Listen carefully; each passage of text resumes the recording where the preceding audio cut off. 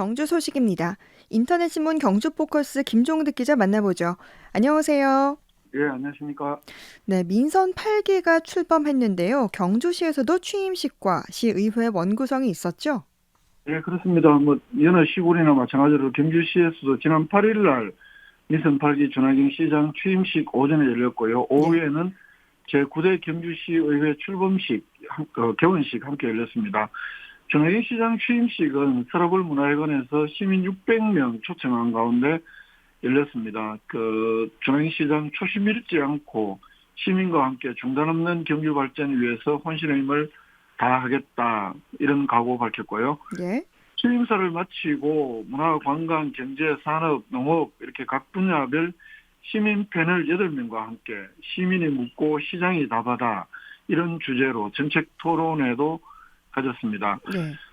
또 분야별, 연령별, 직업별 각계각층 시민 100명은 온라인을 통해서 화상회의 형식의 온라인을 통해서 정책 토론에 참여하기도 했습니다. 네.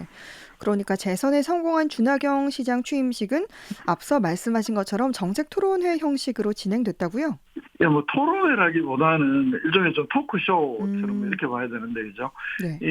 역사문화특례시 지정 추진과 지정 효과라든가 스마트 관광도시 선정과 향후 추진 계획, 기업 유치와 원자력 산업 육성, 또 문화예술, 장애인, 농업 분야 정책이나 발전 방안, 또 기후 위기 대응에 대한 경주시 계획, 인구 감소, 도심권 활성화, 청년 창업, 황리단길 주차난 해소, 이렇게 총 11개의 질문이 패널들이나 또 시민들 통해서 하고, 또 거기에 대해서 정혜진 시장이 답변하는 형식으로 진행을 했는데, 예. 일단 지난 4년 동안 재임기관의 성과로 사상 최대의 국비를 확보했다든가, 또 시정 질문에 대한 답변에서는 스마트 관광도시, 미래자동차, 혁신산업벨트 조성이라든가, 또 중심상권 르네상스 추진이라든가 등등, 이미 경주시가 추진하고 있거나 시작한 사업들 추진 계획을 설명하는 데 대부분 시간 할애했고요. 예. 특히 질문 자체가 대부분 전환경 시장이 지난 4년 동안 추진했던 좀 성공적인 사례들, 또 그리고 경주시가 중점을 두고 있는 상황들에 대해서 전환경 시장의 답변을 통해서 다시 한 번 더 강조하거나 설명을 하는 형식의 내용이었는데, 경주시에서는 이런 토크 콘서트 방식으로 좀 소통을 강화하겠다, 이런 의지가 담겼다라고 이날 취임식에 대해서 설명을 했습니다만, 예. 일각에서는 매년 연초에 경주시장이 없는동을 방문해서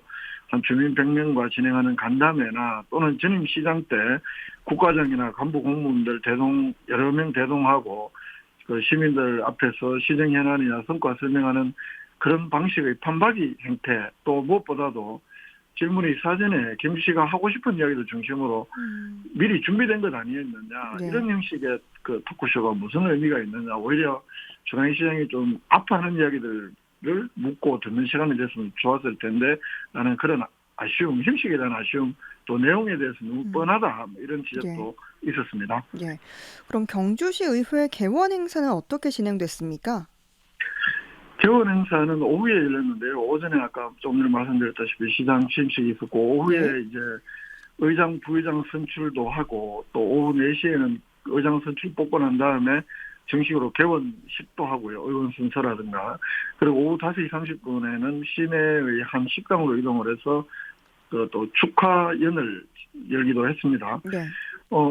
이날 시의회 주변에서는 민주당 안강감동 당원협의회 회장 이철우 씨가 민주당 이강희 비례대표 이번에 처음 등원하는 날이었잖아요. 네. 사과를 요구하는 이런 시위를 벌이기도 했습니다. 이 사업장 폐기물 매립장 추진 관계자로부터 금품을 받은 이 의원은 시민의 대표가 될 자격이 없다 라면서 사과와 사퇴를 요구하는 이런 시위를 벌이기도 했습니다. 예.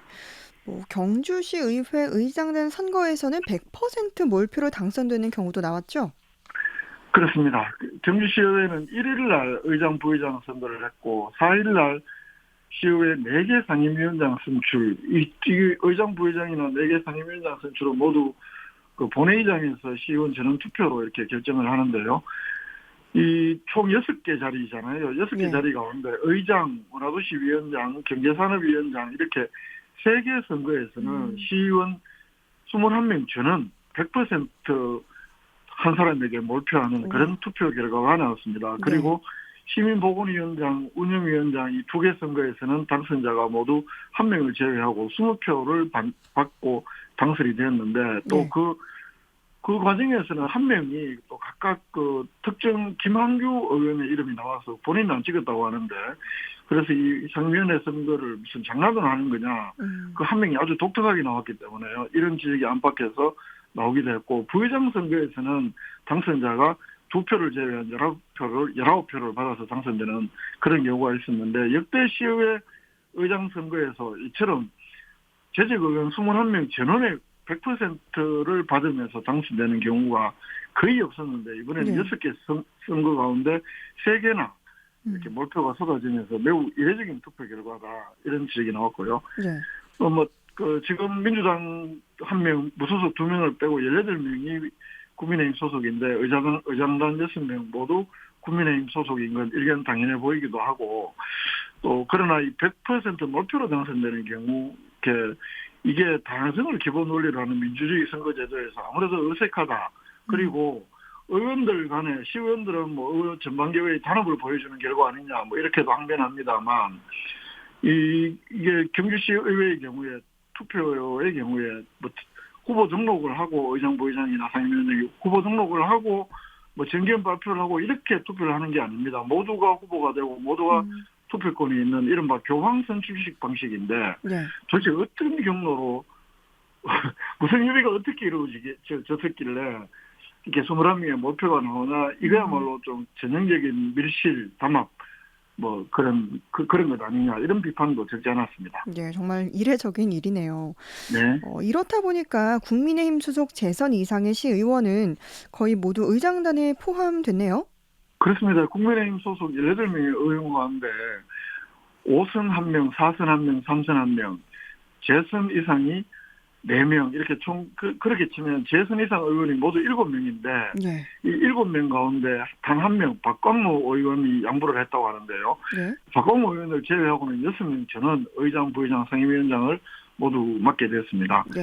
한마디로 그 재선 이상인 모두 중요한 그 위원장 자리를 하나씩 다 차지했다는 이야기입니다. 그리고 경기시 9대 시의회는 8대 시의회 때는 상임위원회가 3개였는데 이번에는 좀 더 그 세분화해서 면밀하고 집중적인 견제와 감시의 역할을 수행하겠다라면서 상임위원회를 1개 더 늘려서 4개를 만들었는데 이게 상임위원장도 업무 추진비가 있거든요. 그래서 이게 진정한 의미의 집중적인 견제 감시 역할보다는 오히려 또 다른 욕심이 있는 것 아니냐 이런 일각의 의심스러운 시선도 있습니다. 그리고 이 시의회 개원식에는 5급 이상 공무원이 총출동해서 인사를 했는데 이에 대한 비판도 있네요. 그렇습니다. 이게 통상적으로 시의회 개원식을 하면 그 시의회에 답변권이 있는 공무원이 조례로 정해져 있는데 통상 5급 이상 공무원 부시장까지 포함해서 답변 권한이 있습니다. 시장의 경우에는 별도 출석 요구를 해야 하고요. 그런데 물론 이제 그 답변을 할 수 있는 5급 이상 공무원들을 시의회에 소개한다 뭐 이런 의미이기도 하고 통상적으로 5급 이상 공무원들 인사를 하긴 하는데 대개의 경우 시 본청에 근무하는 5급 이상 공무원들만 이렇게 인사를 하는 게 그동안의 관례였는데 이번 개원식에는 그 본청뿐만 아니라 읍면 동장까지도 모두 참석을 하게 했습니다. 그래서 심지어 정주 가장 오지라고 이야기할 수 있는 산내면 외동업, 관광업에서까지 업장 그리고 그 지역에는 또 과장들도 일부 있거든요. 이런 분들까지 모두 참여를 해서 겨우 전체적으로 한 9초 정도 인사를 한 사람당 시간 계산을 해보니까요. 인사를 하는데 이 업무 시간에 이만한 인원이 무려 67명이나 참석을 한 것으로 파악이 되고 있는데 좀 과한 것 아니냐 이런 지적도 있었습니다. 그런데 이렇게 이제 총출동해서 인사한 건 무슨 이유 때문이죠? 아까 조금 전에 말씀드렸다시피 이제 5급 이상 공무원들이 그 시위에 답변할 수가 있는 공무원들이고 그래서 이제 면을 익히자 그리고 이번에 구성원이 많이 바뀌어서 시의원들의 업무에 참고하라는 의미에서 그 참가자의 범위를 좀 더 그 읍면동까지 확대했다 이렇게 경기시에서는 설명을 합니다만 이 개원식 다음에 며칠 있으면 또 경기시에서 업무 보고가 있기 때문에 이런 그 해명은 좀 궁색하다, 좀 지나쳤다 시의회에 대한 예우가 이런 지적이 경주시청 내에서도 나오고 있습니다. 예. 그리고 마지막 소식으로 황리단길 골목 일부 구간도 이제 일방 통행이 시행됐네요. 예, 그렇습니다. 이거 황리단길은 워낙에 관광객들이 경주에서 그 최근에 관광지 중에 몇 년 새 가장 많이 모이는 이런 핫플레이스이고, 예. 그렇기 때문에 그 차도와 보도가 구분이 잘 되지 않아서 그 2020년 6월 달부터는 그 주 간선도로라고 할 수 있는 내남 사거리에서 황남초등학교 사거리 방향 700m 구간에 대해서는 그 보행로는 좀 더 넓히고 차량 통행로는 2차선을 1차선으로 줄이고 일방 통행을 시행을 하고 있는데, 네. 어제 그제 4일 0시부터는 골목 안 일부 구간에도 사람들이 많이 몰리는 구간에 일방 통행을 새롭게 시작을 했습니다. 그 유명 커피점에서 뭐 황남파출소까지라든가 몇몇 한 두세 군데 구간에 일방 통행을 했는데, 이쪽 구간들은 그 대릉원하고 황리단길을 잇는 구간이어서 평소에도 차량과 보행자가 얽히고 이렇게 개선이 시급했던 지역인데, 네. 4일 0시부터 그 일방 통행을 시행을 했고, 뭐 안내판이 잘 붙어 있으니까요. 네. 예, 그렇게 참고를 하시면 좋겠습니다. 네, 정말 교통 혼잡으로 방문하기가 참 어려운데 이번 이 골목길 일방 통행으로 교통 흐름이 좀 원활해지길 바라겠습니다. 경제 소식 김종대 기자였습니다. 고맙습니다. 예, 고맙습니다.